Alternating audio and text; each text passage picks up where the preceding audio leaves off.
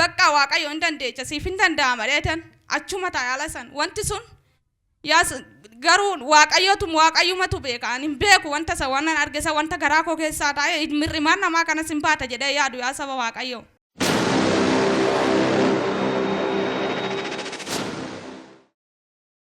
Maqaan koo Dassitaa Lammaan jedhama. Kan irraa dhufe illee nasumaadha madhaan dhufe. Waaqayyo waan baay'ee naa godhe maqaan isaa galatoomu.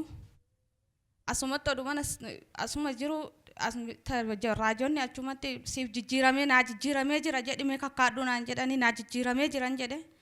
Jedhime ammas naan jedhanii iddoo baay'ee irra deddeebi'anii naa jijjiiramee jira jedhi naan jedhanii. Naa jijjiiramee jira dheetumaan gammadeetuma galee. Kazaan gaafan galu gammadeetuma maaluma wanti naa jijjiiramu kun maaloo waaqayyo jedhe abbaa manaa kootitti hime. Marre jabeadhu to waaqayyuma kadhadhu kaanaan jedhe numan gammadee kazaan faasigaatti achi deemaa jirra. Gaafa ayyaanni kun goo ayyaana ittuma gammadeetuman waaqayyo soomama sagadas jenneetuma deemaa suman deemaa jiru. Guyyaa faasigaasa waan hundumaa qopheeffadhe. Halkan itti ayyaanatti sanbatatti bari'u kana halkan sa'aatii 7tti lafumaan abute oduma rafaa jiru. Kazaan anuma keessa deemenna nyaata na keessa deemenna nyaata maayolle maal jedhee bakka anduras wanna guddaarran ture miidhaa baay'een qaba. Waaqayyumatu san hundumaa na oolche baay'een miidhamtuudhaan baay'een miidham garaan koo keessa na dhukkuba. Keessi koo sammuun koo illee sirrii miti qoricha fudhachaa ture. Maaloo yaa waaqayyo duraanuma ayyaana na yaadata. Baay'ee waanuma baay'ee sirraa jijjiirame naan jette jijjiirame san maaluma ta'uu taakaa jedheen baay'ee ofitti gaddee. Bakka innis na biraa ka'ee be halkasun oduman kadhadhu nan bule ganama lafti bariinan bakka waan addaan natti ta'e ka'eetiin guyyaa sanbataas moo torban as na fidanii nama walii yeroon dhufu namaa midhaan of hin beeku namatu qabee na fide keessa deemenna nyaata miilli koo naa dhaabbachuu hin danda'u ijji koo kun argu natti cufee kazaan oduman kadhachaa jiru achumti raajonni warri dhukkubsattan as ba'an jedhanii as na fidanii. Yemmuu naa kadhatan san yeroo isaan naa kadhatan bifa haaraan natti jabaate bakka naa kadhatan natti jabaate hiddi koo kun na dhaabbate qaamni koo guutuun naa ejjechuu dideen na laashee. Kottu ne akka boofaatti nama dhimmaashitti hin ejjeesaa jira nyaata keessa ishee gedeeme. Har'a guyyaa isa dhumaati. Maqaa Yesuus Kiristoos eebboomedha. Eessa ishee qabdeertaati? Ilaalam utuu keessatti nafiin boofti garaa ishee keessa jirtu raammoon garaa ishee keessatti namni jirtu nan nyaadhachaa kan jirtu afur mooraa kun. Keessa mardhimmaa ishee nyaatteeti gadhiisi keessa irraa du'e achumatti. Olla baasan madarakii kanarra olla baasan yeroon ciisuun beeku bakka si keechaa yaa'ee jira jawweetu bofa si keecha jira bofti kun si keechaa yaa'a yoo galte milikkita wayiita agarta naan jedheetuma akkanumatti raajinnaa kadhate bishaan kana gali dhugi daddeebi dhugi milikkita wayiita agarta naan jedhe.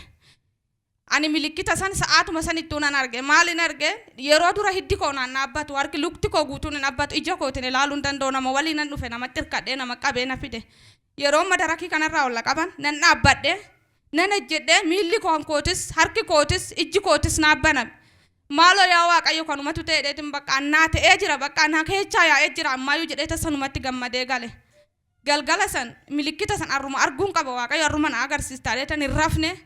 Hundumaa ijoollee koo hunduma isaanii raffisee abbaan manaa kootis raffee aluman beetaa bakka bishaan fayyinaanne naa kenne san qabadheetuman bakka waaqayyo hin dandeecha siif hin danda'ama dheetan achuma taa'ala san wanti sun yaas garuu waaqayyumatu beeka ani hin beeku wanta isa waan arge isa wanta garaa koo keessaa taa'e mirrimaan namaa kana sin baata jedhee yaadu yaa saba waaqayyo bineessa wanti na keechaa sun hiyyaa ammas akkuma waan shinti beetii kana ta'e wanti kun waan isaan beeku bineessuma lubbuun qabu du'e bifa baay'ee qaba. Hiyyaa na keechaa maalin ni jedhe irrumaan achi siqa amma sinuman ta'a bakka yaalaalan namni saalaalu jedheen bule isattis maal naa godha namnis jedhee bakka ganama lafti bariinan bee akkas jedhee isatti himnaan micoo jabaadhu waaquma kadhadhu maayidha kunnaan jedheen immoo gooftaan qabu waan ta'eedhaaf inni sanuma biraa deeme.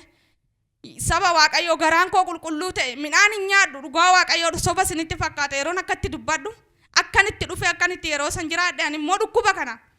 Hoggaa 15 wajjin dhiphadhe dhukkubni kun isaa santu mirrimaan koo keessa taa'ee hidda sammuu kootii muluu na qabate ani hin beeku kan beeku gooftaa bichaadha obsumaan eeggadhee ta'u waaqayyo hoggaa 15tti miila faasigaadhaa innumtu naa dubbadheetis miti anittis hin beeku kanas hin jenne sammuun koo akkas na taa'een qoricha fayyadamaa jira innumtu nagaa ta'eetiin na keechaa yaa'ee mana hakimii nan deeme natsaadha naan jedhan galata waaqayyoof dhiyeecha dhaqee bakka dhuga baatiidhaan naan fachu sirriitti qulqullaa'e micoo naan jedhan qulqullaa'e fayyaan jira jedhee tan sanbata sannan dhufe sodaadhen galee sanbata torbanii nan deebi'ee dhufeen bakka saba fuulduratti akkas jedheetuma himadhee wanna waaqayyoo naaf godhe sanii maqaan isaa galatoomu akkuma kanatti kana beefillee waaqayyoon akkanumatti tola nama fayyisu birrii baay'een mana hakimiitti baasaa ture karaa baay'eedhaan hayyaalame karaan ittiin yaalamin hin qabu bakka gaggabdoo qabdi naan jedhan dhukkuba baay'een irratti raajanii bee dhukkubni kun asuma keessa taa'een na nyaata inni sun bineensi sun bofa hin baanaan jedhe inuma bee galgaluma san bee yaa saba waaqayyoo kana naa galateeffadha.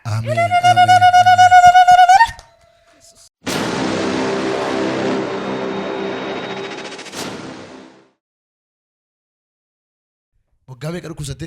Waggaa 15. Eeshi waaqayyo immoo asitti dhoosti dubbatanaa bineensa garaa kee keessaa baasin jedhe.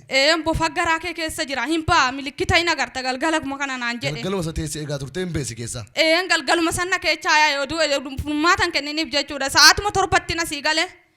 Guyyaa sanillee nan hin ciisne gallaan nyaata naaf godhan warri ollaadhaan hin nyaadhe ijoollee fayyeessaan jedha bakka adaayin anuma keessa jira galgala san hin baa galgala kana jedhe san abduma kutadhee bishaan sana haayilaandii kana. Gowwummaa bakka gowwaadhaa naan jedha abbaan manaa koo bakka micoo nagaan qabdu bishaan kana haayilaandii rafi rakkoon qabu jedhe aluman taa'e bakka aluma sanitti waaqayyo ulfaatu dhufeetuma inni dhoksaan namaa dhufee suuta waan hundumaa namaa hojjetu gooftadhaan mistira namaatis waan hunduma waan baay'een nuffadhee lafa kana ga'ee saba waaqayyo nama akka taasa'u garuu waan soba waan tokko bakka waan salphaa tokko fakkaata san hundumaa waaqayyo na oolchetti. Kan du'a kootiif karoorfate san gooftan karumatti diina san hambisee xinni kinoo karaa qulqulluudhaan karaan beekamne naa dhufeetu mana keechaa yaase iddi sun anana keessa jiru sun jawwee sun dhuguma bineensi sun anuma keechaa bee. Eeggasii jireenyi kee nagaadha. Nagaadha fayyaan tan bee mirrimaan koo garaan koo na tsaana ta'e. Inni itee guddate jiru sin badee. Hin jiru homuu takka hin jiru nagaan ta'e. Waaqayyo bara baraas si fayyiseera. Ameen.